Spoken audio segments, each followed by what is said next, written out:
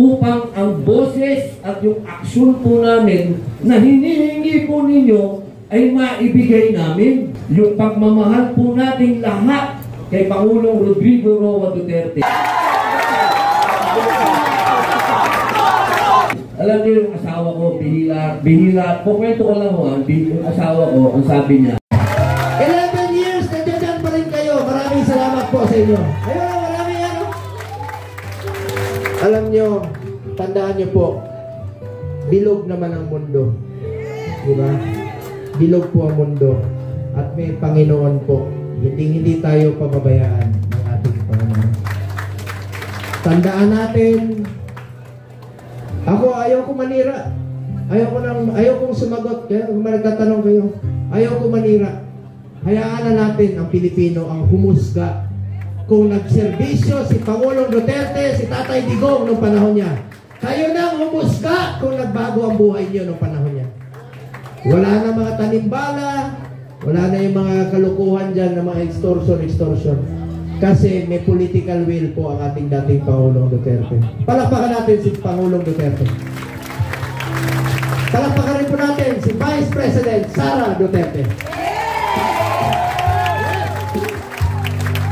Mga kababayan ko, tandaan niyo po itong sasabihin ko, lalong-lalo na po sa mga tumatakbo ngayon at nasa gobyerno. Please lang, tandaan niyo ito. Minsan lang tayo dadaan sa mundong ito. Kung ano pong kabutihan o tulong na pwede natin gawin sa ating kapwa, gawin na po natin ngayon dahil hindi na tayo babalik sa mundong ito. Ako po ang inyong Senator Kuya Bongo, patuloy na magsaserbisyo sa inyo lahat. Dahil ako po ay naniniwala na ang serbisyo sa tao, serbisyo po yan sa Diyos. Palakpakan natin ang ating Panginoon sa buhay. Serbisyo rin po yan kay Allah. Salamat po, mga kababayan ko. Mahal na mahal ko kayong lahat. Maraming salamat po. Mabuhay kayo!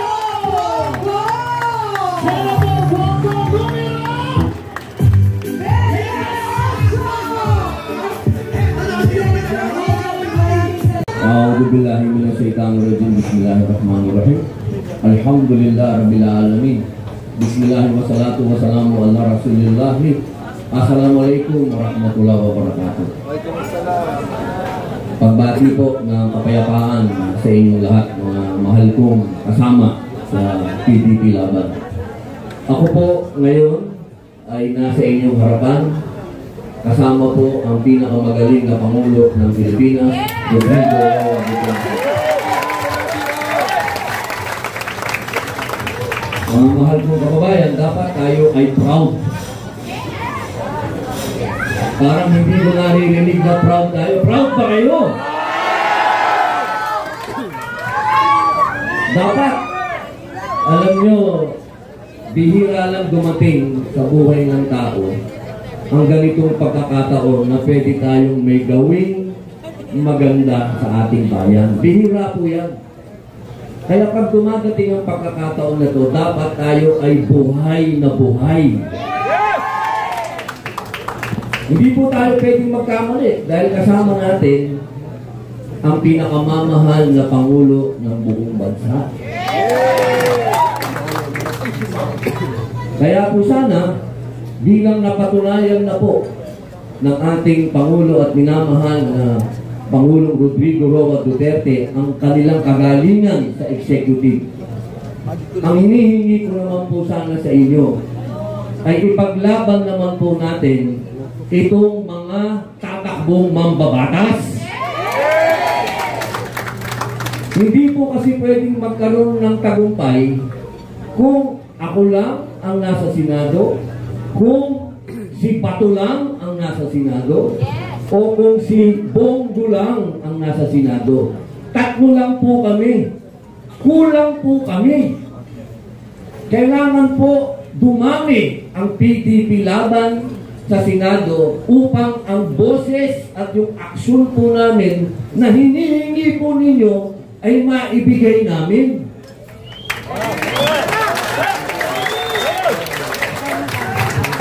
Hindi po tayo tayo pwedeng balbon. Kailangan po itong laban natin ngayon, ito po yung laban na pinakamatinding laban sa lahat ng laban.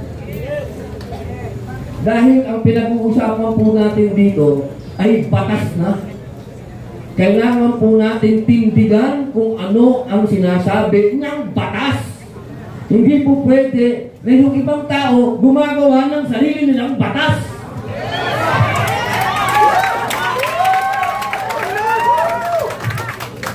Mga mahal kong kababayan, napakalalayo po ng pinanggalingan ninyo. May galing ng Agusan, may galing ng Mindanao, may galing ng Bisaya, may galing ng Cavite. Lahat po yan, nakausap ko rin sa baba. Lahat kami nakapagpa-picture. Pero isa lang po ang hiling ko. Sana, yung pagmamahal po nating lahat kay Pangulong Rodrigo Roa Duterte ay ibigay po natin sa lahat ng mga kandidato nating senador.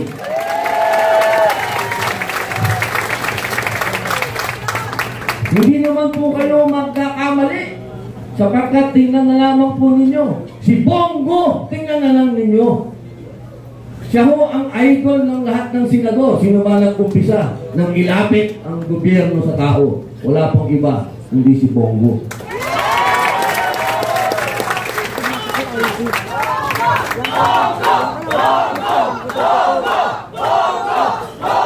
Mahina. Bongo!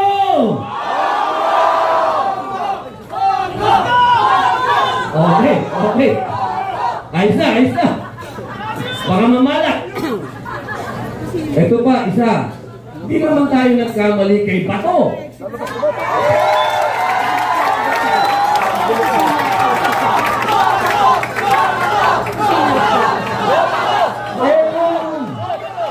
Kung patapangal lang ang laban, walang tatalo kay Bato. Saka ho, tandaan ho natin, alam niyo yung asawa ko, bihira, kukwento ko lang ho, yung asawa ko, ang sabi niya, gusto kong sabihin mo kay Bato na ikakampanya ko siya. Sabi niya, si Bato daw ang nakilala niyang napakatigas na tao, pero yung puso ay ginto. Hindi po kayo magkakamali kung susuportahan po lahat ang kandidato na to.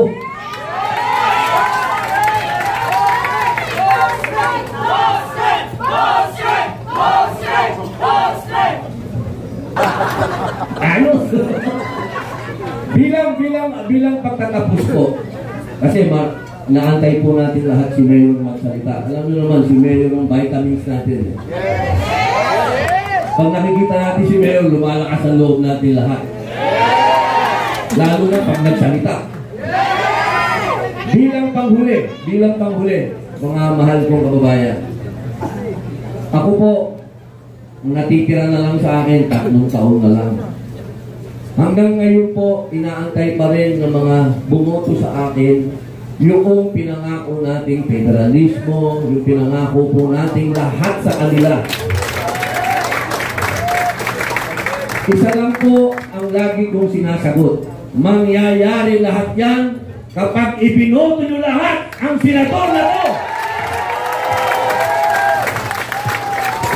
Kaya po mga mahal kong mga PBB laban, tanggapin nyo po ang aking pasasalamat sa inyo. Buong puso kong pasasalamat sa inyo. Nag-uumpisa pa lang po ang laban natin. Maraming salamat. Mabuhay po. Buhay sila Robin Hood Padilla! Mabuhay